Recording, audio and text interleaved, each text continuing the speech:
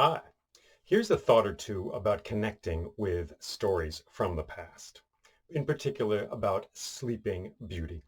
When we look at a story, an orally told story that has survived for hundreds, if not thousands of years, we bring our modern way of looking to it. And it is an easy thing to look at a story and to disrespect it, to disregard it, to diss it and say, I'm not about that story. It's gross. I don't like it for this reason, that reason. It's too violent. It's too this. It's too that. I don't like it. And so we stop reading.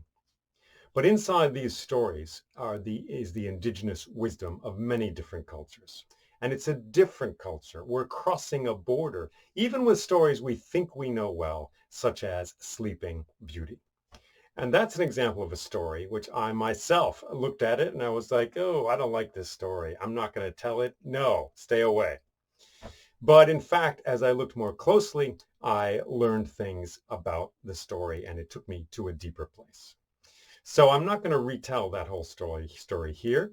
You can find my version of it online or another version as close to the original as possible, a translation from the German by Jack Zipes, perhaps. Be wary of modern renditions of it. Or, well, don't be wary, but be aware of what has been done to the story. In any case, so looking at the original Sleeping Beauty, I read this story, and to be brutally honest, the thing I didn't like was the prince. He doesn't do anything heroic. He comes, if you remember, the Sleeping Beauty, the princess, is asleep on a golden bed in a castle surrounded by a huge mountainous thorn bush. He shows up on the day when the spell is over. The thorn bush opens for him. He goes in. He doesn't have to cut his way through with a sword. He doesn't have to kill a dragon. He doesn't have to solve a riddle. He just walks right into that palace. Now, when he finds the princess, he instinctually does the thing which princes do in a story like this. He kisses her and she wakes up. So we might have all kinds of problems with this scene. A problem I had, and again, I'm not exactly proud of this, some boyish part of me wanted that prince to do something. Come on, man, he's a prince. Can he do something heroic? Can he, kill a dragon or something like that? Now, I say to you, I fully realize we don't need, perhaps, more stories where dragons get killed. We don't need more stories about bashing heads and conquering. But nevertheless, that was my reaction when I read this story. He doesn't do enough. But then I looked at the story a little more. I spent some time with it. If you remember, at the beginning of the story, there's a king and a queen. They want to have a child, but they do not have a child. A frog tells the queen, yes, you're going to have a child. It's going to happen. A child is born, a baby girl. They have a large party, a big feast. They invite all their friends and the 13 wise women of the kingdom. But in setting up for the feast, the king notices that they only have 12 golden plates. 12 golden plates for 13 wise women. He does the math. They disinvite the 13th wise woman.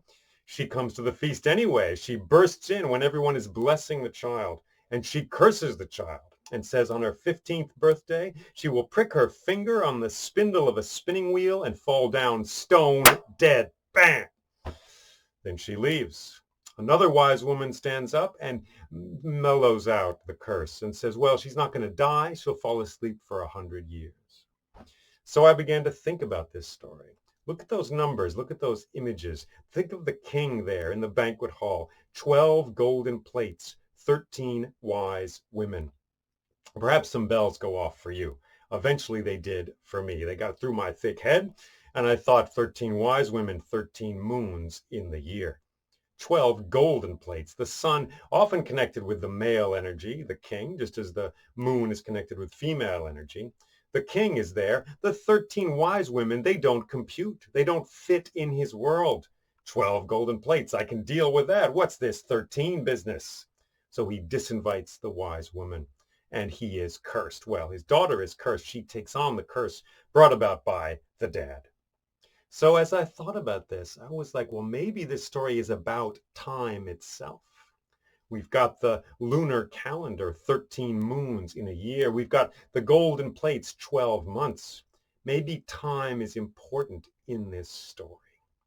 And in fact, the prince, he does not do anything heroic. He arrives at the right time. Before this, if you remember, there are other princes who try to go into this castle. They try to get in through this huge thorn bush. Everything is asleep in the palace except for the rose bush, which grows and grows and grows. These brave princes go in, ready to bash things, ready to conquer dragons, but the rose bush kills them. It swallows them up. It entangles them. They end up as skeletons with the bones, with the roses, the vines, rose vines growing around them. Such a wild image. This story is merciless, I'm telling you. The rose bush kills these princes and wraps its beautiful flowers around their bones. They came at the wrong time. The prince comes at the right time. After the 100 years is up, the rose bush separates. He goes into the palace, kisses the princess.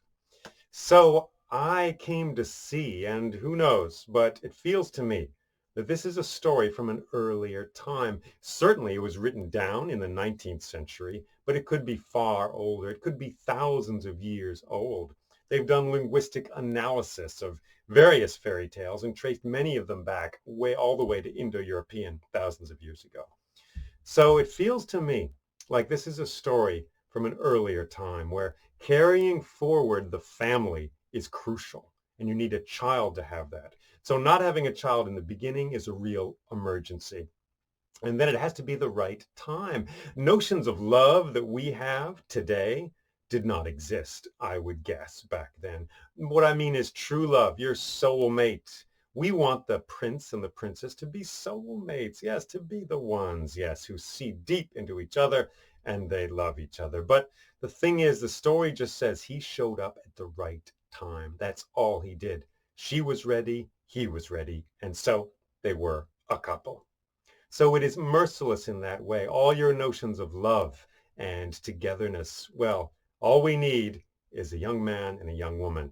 And then we can have a marriage, and then we can have children, and the story can go on, the story of the tribe, of the family, because there is death and sickness out there. That's what we need. So I give this to you as an example of a story and how in some ways we are able to change a story, and that's fine. Storytellers have done that always. But also we need to listen to the story. It's a bit like an ecosystem, a forest, let's say. And you don't go into that forest and start cutting down the trees right away. Maybe it isn't like you wanted. Maybe it's too hot, too swampy. Maybe there's mosquitoes. Let's kill the mosquitoes. Our urge these days is to go into an ecosystem and transform it into what we want, to make it fit us. But when we enter a foreign story, and all of these stories pretty much are foreign to us, at least in time, chronologically, from the past. When we enter those stories, our task is to listen deeply to what they have to say. And then if we don't want to tell it, if we don't want to hear it, well, sure, that's fine. It's also like a guest at your house. They don't come to the door and you say, oh, I don't like those shoes. I don't like that hat. I don't like those pants. Change, come back. You let them in. You listen to what they have to say. One final example, the frog at the beginning. It's easy to look at this story and say, well, why does it have to be a frog? Let's make it a raccoon, a mole, a deer. Well, certainly as a storyteller, you are entitled to do that.